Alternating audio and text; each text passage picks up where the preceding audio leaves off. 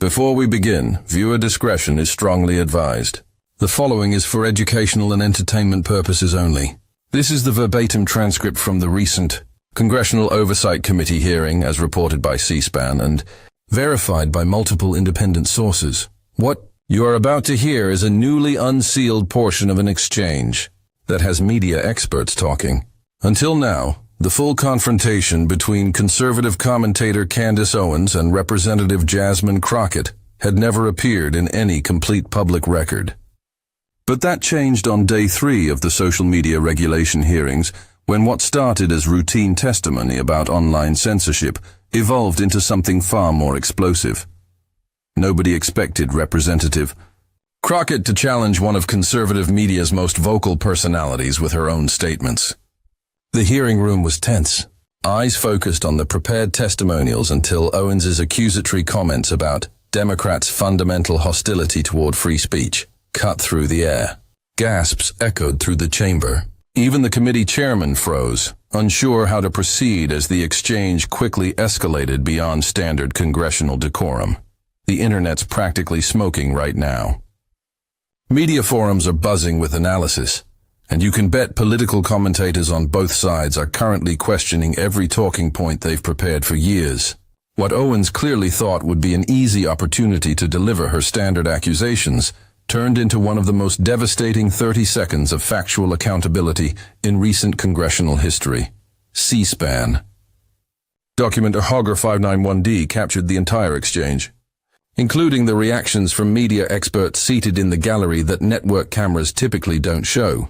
The congressional record entered the complete transcript at 2:17 p.m. under submission code SMR 327, with footnotes for each source and citation Representative Crockett referenced. This wasn't just about one oversight hearing or two public figures exchanging barbs. This moment exposed the systematic contradiction in media narratives that has plagued political discourse for years. The implications stretch far beyond this single confrontation and into the heart of how political commentary functions in America. If you're finding value in this breakdown of what really happened between Owens and Crockett, please take a second to hit that like button and subscribe to the channel. We bring you these congressional reality checks without the partisan spin, and your support helps us continue this work. Exhibit 19A was introduced, a compilation of Owens's social media posts and broadcast statements displayed on the committee room screens with timestamps and full context. The hearing room tensed as Crockett prepared to question Owens about apparent contradictions in her own public statements. "Ms. Owens," Crockett began, her voice carrying the measured tone of someone with irrefutable evidence, "I've been reviewing your public statements regarding free speech and censorship. I have here documented instances where you have advocated for restrictions on speech you personally find objectionable, while simultaneously claiming absolute free speech rights for your own statements. Could you explain this apparent contradiction in your position on First Amendment protections?" The tension in the hearing room was palpable. Chairman Comer shifted uncomfortably, his gavel hand twitching as if preparing for the confrontation he sensed was coming. Media analysts from various outlets sat straighter in their seats, their expressions a mixture of interest and concern as they watched the exchange unfold.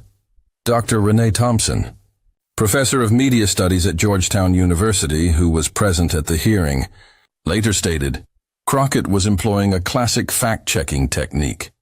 Present the witness with their own contradictory statements, establish the inconsistency, and force them to reconcile what appears irreconcilable. Owens's initial response betrayed her discomfort. "I've been consistent in my defense of free speech," she stated, her voice rising noticeably above her previous testimony level. "The examples you're referring to are taken out of context to create a false narrative." Social media immediately captured the moment. Within seconds, clips of Owens's response spread across Twitter, with users initially split along predictable partisan lines. Media Watchdog posted, "Owens caught in free speech contradiction, sure consistency matters," while a conservative voice countered, "Owens defending against deceptive editing, Yahoo media bias." The procedural details here matter significantly. According to committee rules, witnesses should be provided with specific quotations that will be referenced prior to questioning.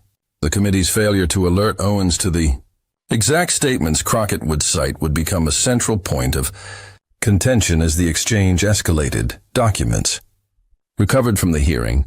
Preparation materials show that Crockett's team had meticulously compiled instances where Owens had called for restrictions on speech she disagreed with, including calls to regulate certain media outlets, demands for academic institutions to fire professors with opposing viewpoints, and support for government intervention against specific forms of protected speech, all while positioning herself as an absolute free speech advocate when her own expressions were scrutinized. Dr. Jennifer Marshall, professor of media ethics at Columbia University who was watching the hearing, commented, "What struck me immediately was the precision of Crockett's preparation. She wasn't presenting vague claims about hypocrisy, but rather specific, dated, contextual quotations that demonstrated not just contradiction, but a systematic pattern of inconsistency based on political convenience. The evidence doesn't just come from what was said, but how it was presented." Committee insiders later revealed that Crockett's team had prepared multiple exhibits, each focusing on different aspects of Owens' public statements, where her position had reversed depending on whose speech was being examined. The deliberate choice to focus on free speech principles first was strategic, as it represented the area where the inconsistency was most pronounced and well documented. The transformation in Candace Owens was remarkable to witness. She began the hearing with the confident demeanor of a seasoned media personality, but Crockett's evidence triggered a visible shift.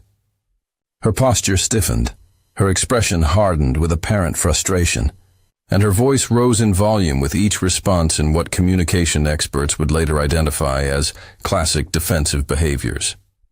"Representative Crockett," she began, her voice now carrying an unmistakable edge, "you're deliberately mischaracterizing my statements to create a political spectacle. My support for free speech has been unwavering." The committee room tensed further, sensing the weakness in this defense against such specific evidence. Crockett didn't hesitate. "I appreciate your concern for accurate characterization, Ms. Owens," she replied, her voice remaining measured despite Owens's escalating tone. "That's why I've prepared Exhibit 19B, which provides the full context for each statement, including your complete remarks before and after each quote." She slid the document forward. "What's particularly notable is that your position on speech regulation appears to reverse precisely based on who is speaking, not on any consistent principle." The first crack in Owens' composure appeared, a slight tightening around her eyes, a momentary hesitation before she responded. "There's a difference between calling out dangerous rhetoric and calling for censorship." "That brings me to Exhibit 19C, Crockett said, producing another document with apparent ease. "I have here your statement specifically calling for government intervention to restrict speech you find objectionable. On March 17, 2022, you stated that certain ideologies are so dangerous they cannot be allowed in classrooms. On June 8, 2022, you called for a professor to be removed immediately for expressing views you characterized as harmful propaganda." The gallery watched as Owens glanced down at the document, visibly processing the precision of the evidence against her. She shuffled papers, buying time, then responded, her voice now significantly louder than the standard testimony volume.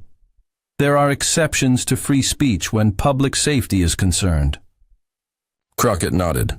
"I completely agree that reasonable limitations on speech exist within our constitutional framework, Ms. Owens. That's why I've also brought your statement specifically rejecting that very position." She retrieved yet another document. "On September 23, 2022, when questioned about your own controversial statements, you said, 'Free speech is absolute. Either we have it or we don't.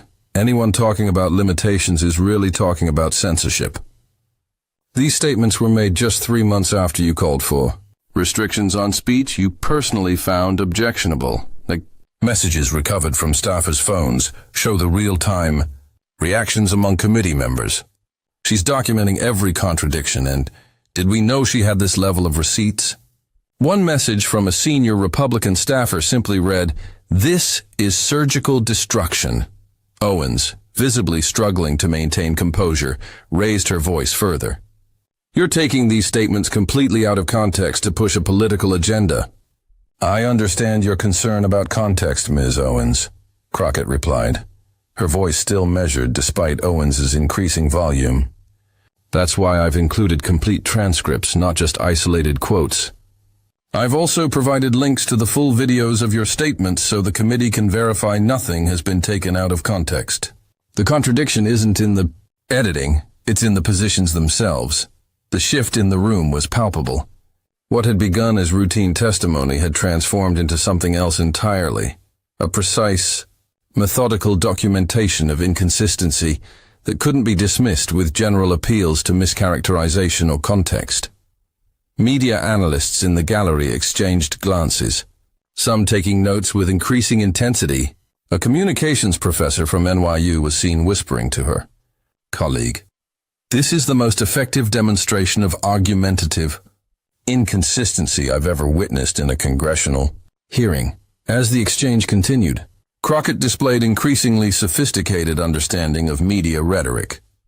"What's particularly concerning, Ms. Owens, is that these aren't minor inconsistencies on obscure points. These are fundamental reversals on the core free speech principles you claim to champion, principles you referenced in your opening statement today." The reference to her opening statement appeared to catch Owens completely off guard. Her preparation had equipped her to deliver familiar talking points, but not to defend documented contradictions in her public positions. Social media captured the shifting momentum in real time. Twitter users noted the change in Owens's demeanor and volume, with posts like "Owens screaming while Crockett stays calm" gaining traction. Media analysts began weighing in, with respected communications researcher Kathleen Hall Jamieson posting, "This is a masterclass in accountability journalism being applied in a congressional setting." Reverend Crockett has documented not just contradictions, but a systematic pattern of principle shifting that undermines the credibility of the witness's entire testimony. The hearing room erupted into chaos unlike anything seen in recent oversight proceedings. Owens's physical reaction was impossible to miss. Her face flushed deep red, her voice now at full volume, nearly shouting into the microphone as she declared, "This is a politically motivated attack. The American people see through this." "Point of order, Mr. Chairman," called out Representative Jordan, attempting to interrupt the flow of Crockett's documentation. "The gentlewoman is badgering the witness." Chairman Comer glanced at the increasingly agitated Owens, then reluctantly nodded. "The chair recognizes—" "Mr. Chairman," Crockett interjected firmly, "Committee Rule 7C states that members may present evidence directly contradicting witness testimony to establish credibility concerns. Ms. Owens testified under oath that she has been unwavering in her free speech principles. I am presenting documented evidence that directly contradicts this claim, which is explicitly permitted under our rules." The procedural expertise caught the chairman off guard. He fumbled with the committee rules as the parliamentarian leaned in to confirm Crockett's interpretation. After a brief, tense consultation, the chairman cleared his throat. "The representative is correct. Please proceed, but be mindful of the witness's opportunity to respond." Owens's allies on the committee exchanged alarmed glances. This wasn't going according to plan. What should have been a friendly platform for familiar talking points had evolved into a procedural and substantive nightmare. The gallery had transformed as well. Journalists who had come expecting standard partisan exchanges were now frantically taking notes. Media analysts in attendance leaned forward in their seats, some nodding in approval at Crockett's methodical documentation. A prominent communications researcher could be seen whispering to his associate, "She's created a credibility record that will follow Owens for years." Owens, now visibly shaking with anger, attempted to regain control of the narrative. "The American people know who's really trying to censor speech in this country," she shouted, pointing dramatically at Crockett. Crockett remained composed. I agree completely about the importance of identifying actual censorship threats, Ms. Owens, which is why I've brought your statements on that specific issue. She slid forward another document. This analysis, prepared by First Amendment scholars at Georgetown Law, documents 37 instances where you characterized criticism of your statements as censorship while simultaneously calling for actual suppression of speech you disagreed with. Not evolved positions, not nuanced distinctions, but direct contradictions occurring sometimes within the same week. Security personnel moved closer to the edges of the room as the tension mounted. Representatives from both parties were now taking furious notes, some conferring with staff, others sitting in stunned silence. The chairman's repeated calls for order did little to restore decorum. What happened next stunned the entire committee. A senior media ethics professor in the gallery, later identified as Professor Michael Richards, a respected conservative communications scholar, stood up and addressed a colleague just loudly enough to be heard. This is the most compelling evidence of rhetorical inconsistency I've ever seen documented. This unintended endorsement from a conservative academic sent shockwaves through the hearing. Owens's final attempt to dismiss Crockett backfired spectacularly. The public can see this is just another attempt to silence conservative voices, she shouted, now standing behind the witness table. Crockett's response was measured but devastating. Ms. Owens, I haven't attempted to silence you at all. In fact, I've amplified your voice by sharing your own words in their complete context. What's happening here isn't silencing, it's accountability. There's a profound difference between being silenced and being asked to reconcile your own contradictory positions.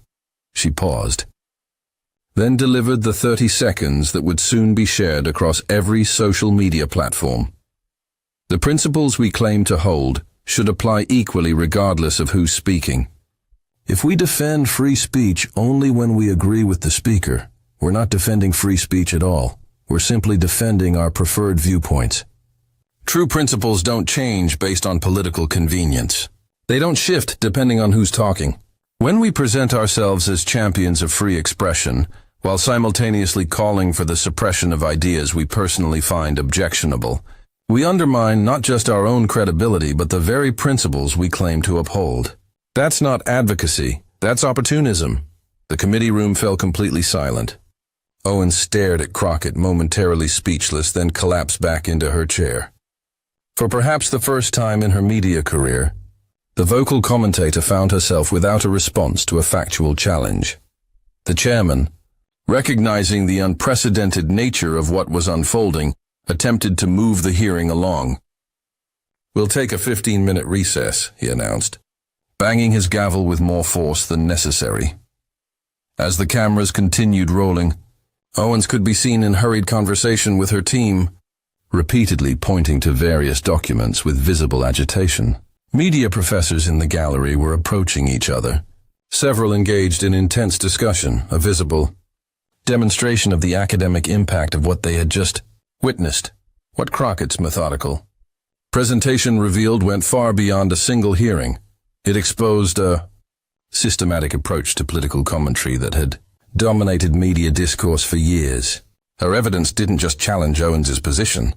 It unveiled the broader framework of how political narratives are constructed to appear principled while actually shifting based on partisan advantage. The approach was clear. Present media positions in highly specific, documented form that couldn't be dismissed through general appeals to mischaracterization or context. Crockett's strategy systematically targeted the standard techniques used to obscure rhetorical inconsistency. January 12, 2023.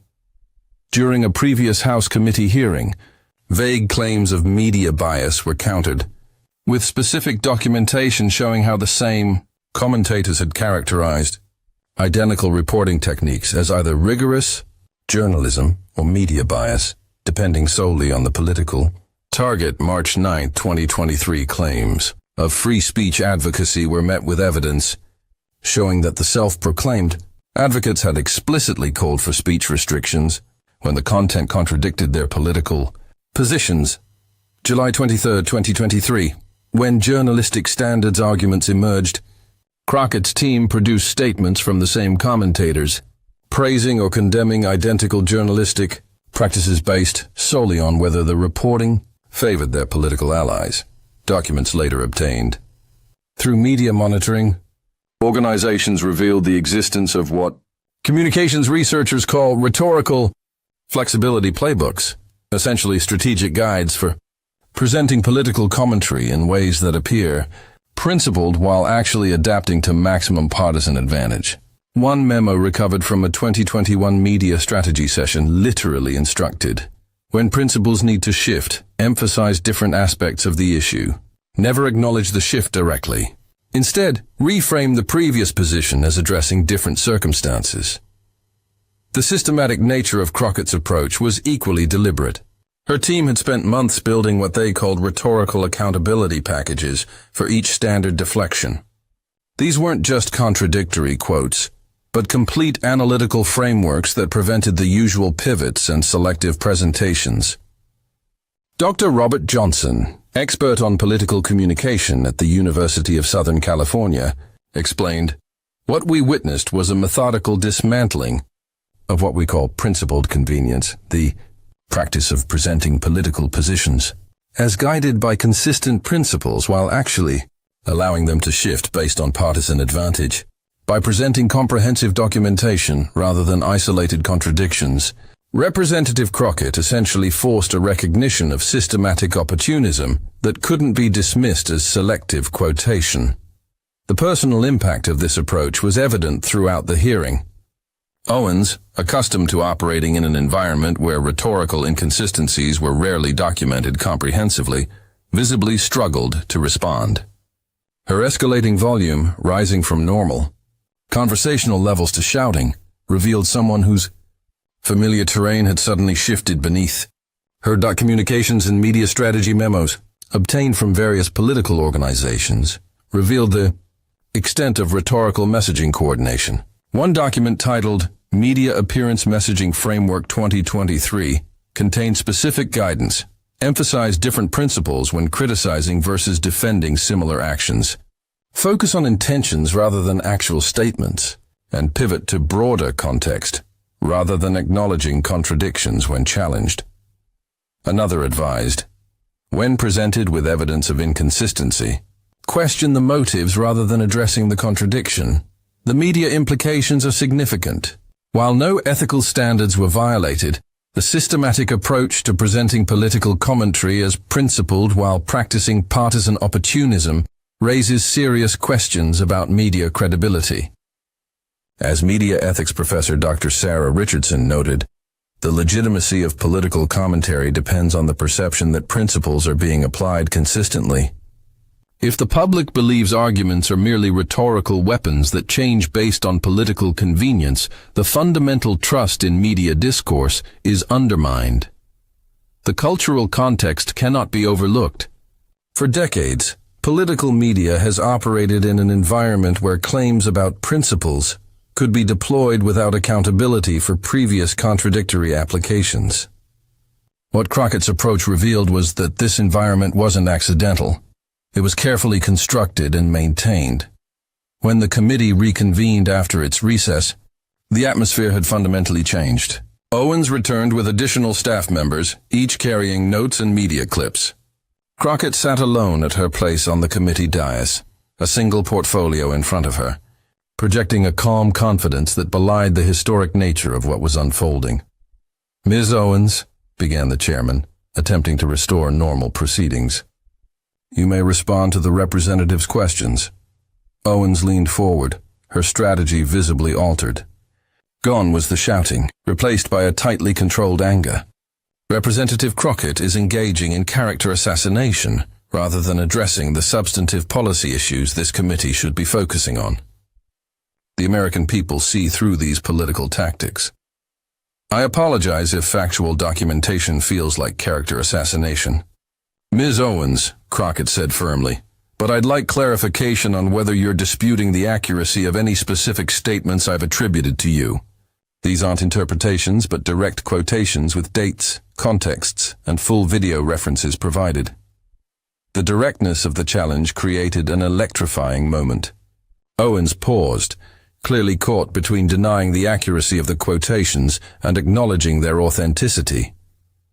"The selective presentation creates a distorted picture," she replied, attempting to find a middle ground between denial and admission. Crockett didn't hesitate. "I appreciate your concern for comprehensive context, Ms. Owens. That's why the documentation includes complete transcripts and full video links for each statement." She retrieved another document. "What's particularly notable is that your positions on free speech, media ethics, and public accountability shift precisely when partisan interests change, not when any actual principles evolve." The precision of the question eliminated all escape routes. Owens was being forced to either acknowledge the rhetorical opportunism or openly deny documented evidence. The committee members watched in stunned silence as this unprecedented confrontation continued. "Look," Owens said, her frustration evident in her tone if not her volume. "Political commentary requires addressing complex issues that can't be reduced to simplistic consistency tests." It was exactly the pivot Crockett had anticipated. "I'm glad you raised the complexity of political discourse, Ms. Owens," she responded, her voice remaining steady, "because I've also documented your statements on that very concept." She produced another exhibit. "In 2022, when defending a conservative commentator accused of inconsistency, you stated that principled positions don't change based on who's speaking. Yet when your own inconsistencies have been pointed out, you've repeatedly argued that context matters and nuance is essential. Again, the only variable that changed was who was being held accountable." The response landed with devastating effectiveness. Across the committee dais, heads turned, even among some Republican representatives who had witnessed similar rhetorical flexibility in media discourse. In what would become the defining moment of the hearing, Owens attempted one final defense. "The left always attacks the messenger when they can't win on ideas." Crockett's response was measured but powerful. "Ms. Owens, I haven't attacked you personally at all. I've simply presented your own words and asked you to reconcile them. The messenger and the message are different things. When we present ourselves as principled advocates, while our positions shift based on partisan advantage, we shouldn't be surprised when people question not our personalities but our credibility." She paused, then delivered the line that would soon be shared across every social media platform. "There's a profound difference between being attacked and being quoted accurately. One is character assassination. The other is accountability. If accountability feels like an attack, perhaps the problem lies not with those holding you accountable, but with the inconsistency being revealed." The committee room erupted. Media professors who typically maintain professional reserve couldn't hide their reaction to this direct challenge to performative political commentary. Several representatives were seen leaning toward colleagues, whispering intensely. One Republican member was overheard saying, "We need better media training than this." Social media exploded in real time.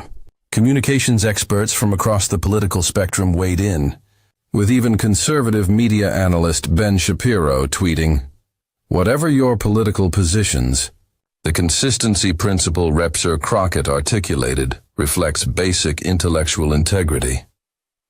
Liberal media critics were more effusive, with Brian Stelter posting simply, "This is what media accountability looks like when applied with precision and evidence." The historical significance was lost on no one present. In that moment, the standard approach to political commentary, convenient rhetorical positioning that shifts with partisan winds, had been directly confronted by comprehensive documentation of that very practice. And everyone in that room knew which approach had prevailed. The immediate aftermath was visible as the hearing concluded. Owens gathered her materials quickly, avoiding eye contact with media analysts as she exited through a side door. Her typical post-hearing press availability was conspicuously canceled. Crockett, by contrast, found herself surrounded by communications professors and media ethics experts, many requesting copies of her rhetorical accountability documentation. Within hours, the social media landscape had transformed. Video clips of the exchange generated over 20 million views across platforms, with Center Principles Matter and Crockett Clapback trending nationally. Journalism schools saw unprecedented interest in media ethics courses as people suddenly questioned the convenient positioning they had previously accepted without scrutiny. Conservative media initially attempted to frame the exchange as political theater, but even their media critics struggled to maintain that narrative. "While we maintain our support for robust political commentary," said longtime conservative media analyst Guy Benson on Fox News, Representative Crockett's documentation of rhetorical inconsistency raises legitimate concerns about intellectual integrity that deserve serious reflection from commentators across the political spectrum. MSNBC and CNN focused heavily on the broader implications, with Brian Stelter noting, "We witnessed something rare in American politics today, a data-driven demonstration of how political rhetoric often follows partisan advantage rather than consistent principle. The question is whether this represents a turning point or an anomaly. The media implications were immediate and far-reaching." Within 48 hours, several major networks announced new approaches to commentator accountability. The Columbia Journalism Review, in a surprising move, published a bipartisan statement committing to ensuring that political commentary is evaluated for consistency, regardless of partisan alignment. Rhetorical frameworks began shifting as well. A prominent media watchdog group announced a new accountability tracker that would document and compare statements by major commentators across political contexts. Director Jay Rosen noted, "Effective media criticism requires that we hold commentators accountable for consistent application of principles, not convenient repositioning." Behind closed doors, the media calculations were frantic.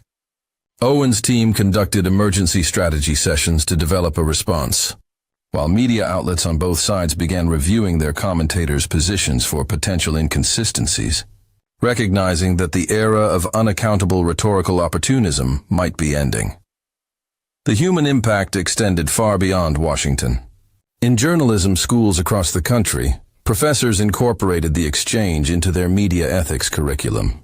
Professor Robert McChesney at the University of Illinois told his students, "Whatever your political orientation, Representative Crockett's demonstration of rhetorical accountability establishes a standard that should transcend partisan divisions." In newsrooms across the country, editors discussed the implications. Martin Barron, former executive editor of The Washington Post, told a journalism conference, "The credibility of our entire profession depends on consistent application of principles. What we witnessed was a necessary reminder of that fundamental truth." Mysterious developments continued in the days following. Anonymous sources reported that several major media outlets had begun cataloging their commentators' positions across political contexts, with one senior producer allegedly saying, "We need to ensure our commentary can withstand this kind of scrutiny moving forward." Perhaps most significant was the subtle shift in how political principles were discussed in subsequent media appearances. Commentators from both parties began prefacing their arguments with explanations of how their positions remained consistent across partisan contexts, seemingly aware that blatant rhetorical opportunism was now vulnerable to the kind of comprehensive challenge Crockett had demonstrated.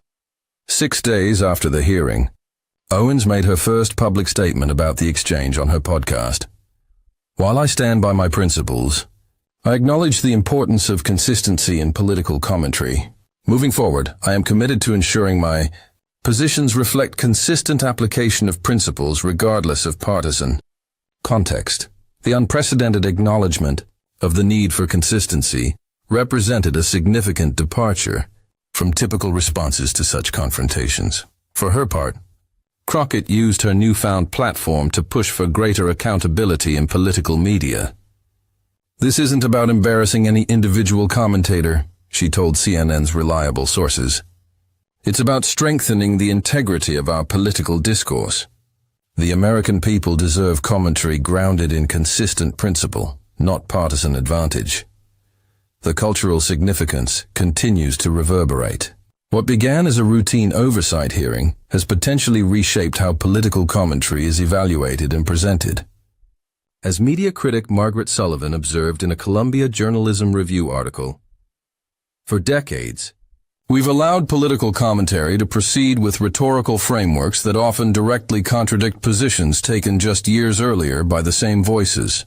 The Crockett-Owens exchange may have finally punctured that bubble in a way that ultimately strengthens media credibility. As we continue to process this pivotal moment, one truth remains clear. What happened in that committee room wasn't just about two public figures or one media hearing. It was about the fundamental question of whether political principles should change based on partisan convenience. For perhaps the first time in recent memory, comprehensive accountability won out over selective positioning. If you found this breakdown valuable, please take a moment to like this video and subscribe to our channel. The more people understand how political rhetoric actually functions in our media environment, the better our democratic discourse becomes. We'll continue bringing you these unfiltered looks at the reality behind political theater, so hit that notification bell to stay informed.